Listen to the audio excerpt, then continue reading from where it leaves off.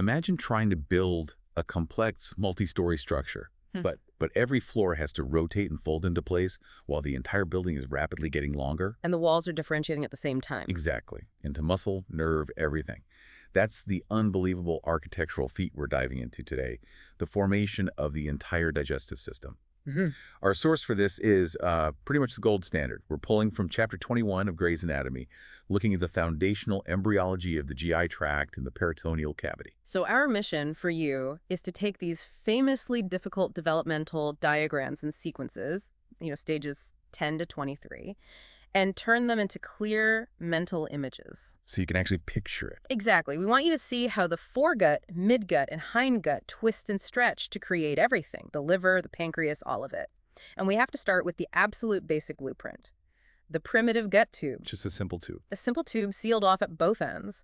Cranially, you have the buccopharyngeal membrane, and caudally, the cloacal membrane. And it's split into 3 segments. The foregut, which is the cranial part, the hindgut at the caudal end, and then the midgut, sort of in the middle, which is defined by its big connection to the yolk sac. And the beauty here is in the layers that build this tube. It's like a 3-layer cake. On the very inside, you've got the endodermal inner epithelium. That's the important one for secretions. Right. It's the source code for your mucosa, all the glands, the ducts.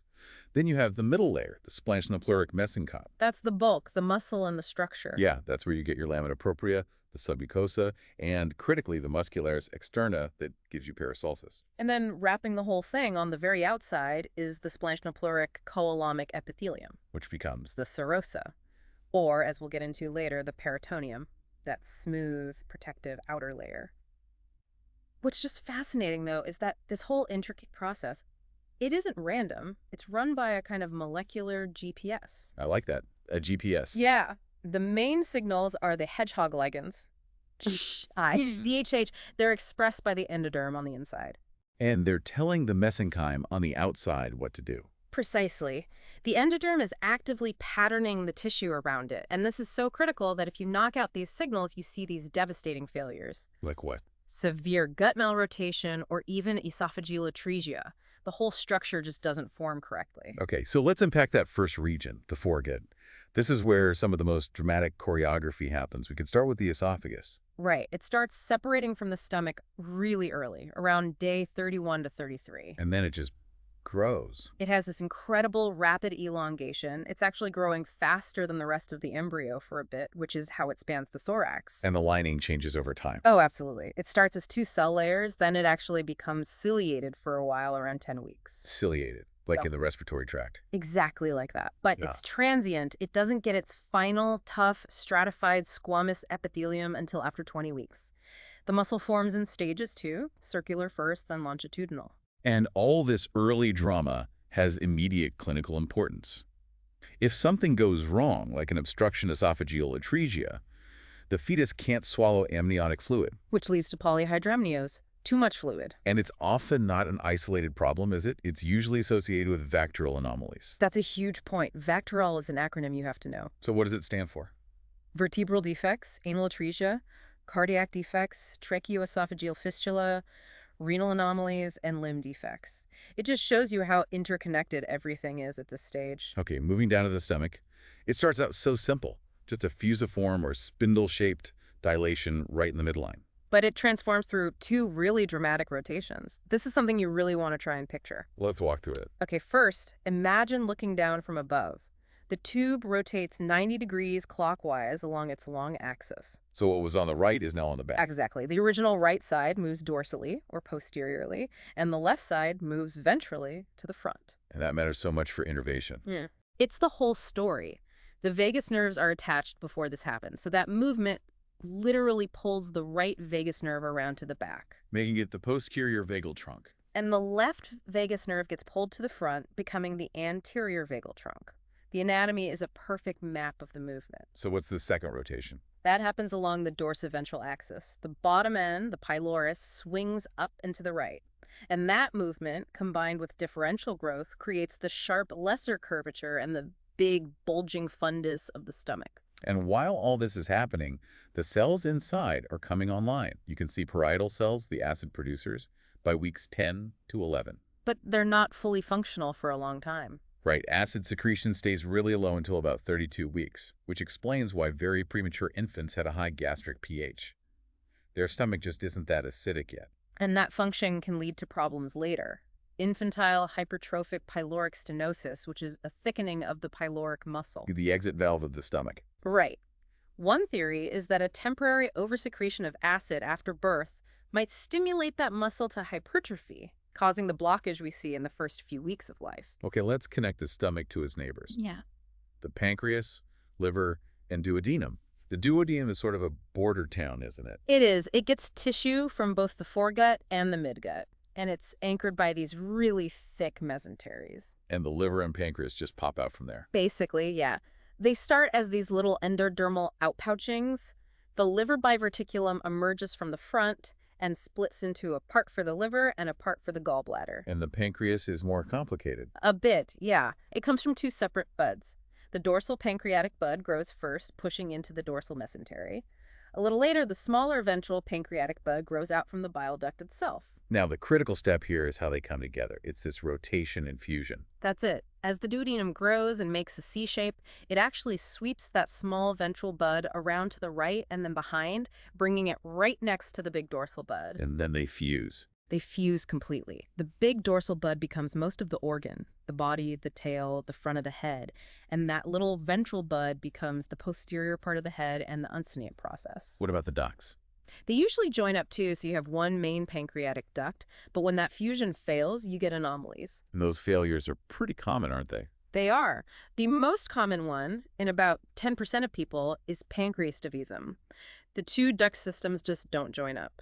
And the more serious one? That would be an annular pancreas. That's when the ventral bud fails to migrate properly and instead forms a ring of pancreatic tissue right around the duodenum, squeezing it. Which can cause duodenal atresia. Exactly. A complete blockage, which you can see on an ultrasound before birth as that classic double bubble cyner and fluid trapped in the stomach and the blocked duodenum. Okay, before we jump into the midgut, where's the spleen in all this? It's easy to forget. It is, because it's not actually from the gut tube. It's different.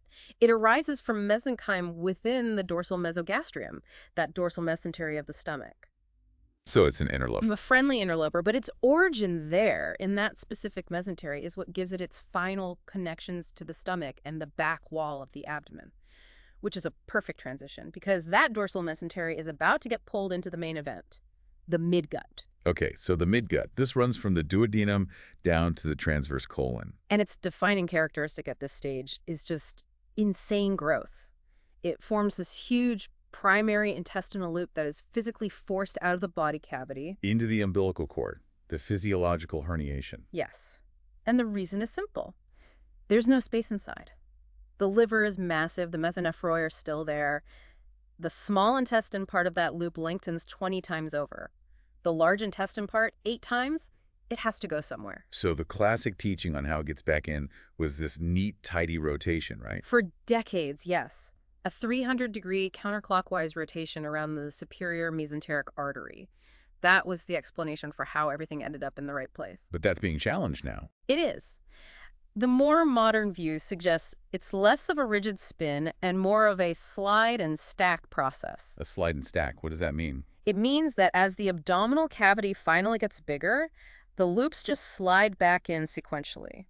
The proximal jejunum goes first into the upper left, and the very last thing to come back in is the cecum. Which is key for positioning the ascending colon on the right. Exactly. But whether it's a spin or a slide, if this process fails, you get malrotation anomalies. And that's incredibly dangerous.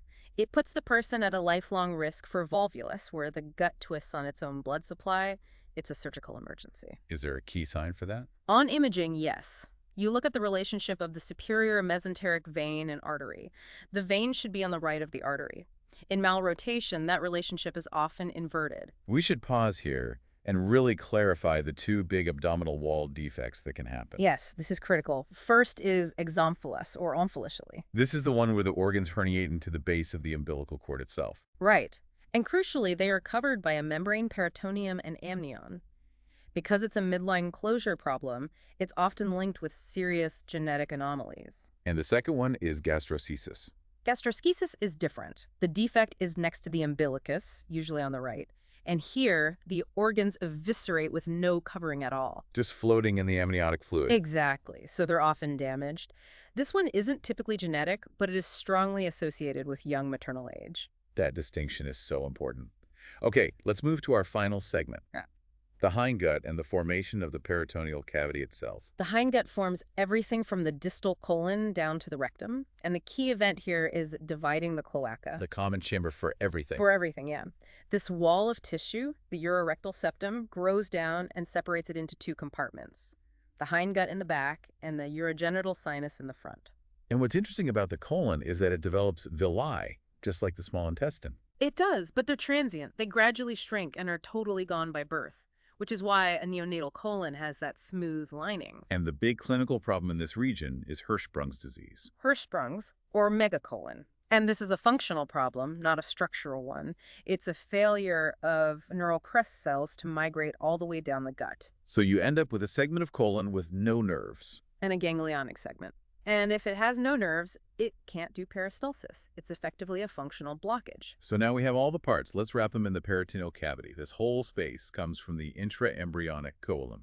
And to understand its final complex shape, you have to go all the way back to the stomach rotation. How so? Well, when the stomach rotated, it dragged its mesenteries with it, and it created this pocket, this space behind itself. The lesser sac. The lesser sac, or the bursa omentalis, it's that original bit of the right coelomic canal that got trapped back there. It's a really important potential space. And the entrance to it is the epiploic foramen, or foramen of Winslow. Can you help us picture its boundaries? Sure. If you're at the entrance, right in front of you is the free edge of the lesser omentum, which holds the portal, triad bile duct, hepatic artery, portal vein.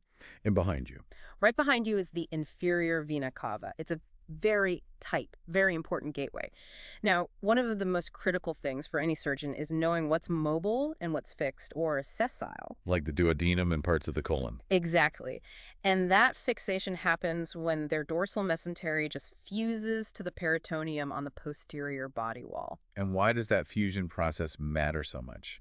Because the fusion often leaves behind this clean, separable layer of fascia. It's called told fascia. And that's a surgical plane. It's a gift to surgeons. It lets you mobilize the colon, for instance, without damaging the structures behind it, like the kidney or the major vessels. It's pure embryology in action. And finally, let's just name the adult ligaments, the ventral mesogastrium. What does that become? That becomes two things. The lesser omentum, connecting the stomach to the liver, and the falciform ligament, which carries the remnant of the umbilical vein. And the dorsal mesogastrium, the one the spleen grew in. That forms the spleen's connections, the splenorenal ligament connecting the spleen to the back wall, and the gastrosplenic ligament connecting the spleen to the stomach. What an incredible journey. You start this dive with these three simple tubes, and now you have the entire complex, rotated, and fixed anatomy of the postnatal abdomen. All driven by differential growth and mesenchymal signaling. It's just an amazing process to visualize. And here's a final thought for you to take you beyond birth.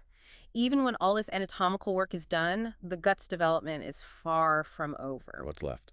The single most important postnatal developmental event is the establishment of your intestinal microbiota. The gut microbiome. That's it. And that process, which is so affected by how you were born vaginally or by C-section and what you were fed, that goes on to shape your gut permeability, your metabolism, and your entire immune system for the rest of your life. The architecture is finished, but the ecosystem is just getting started. Thank you for joining us on this deep dive into the anatomical basis of clinical practice. Keep mapping those structures and keep exploring the connections between how we're built and how we function.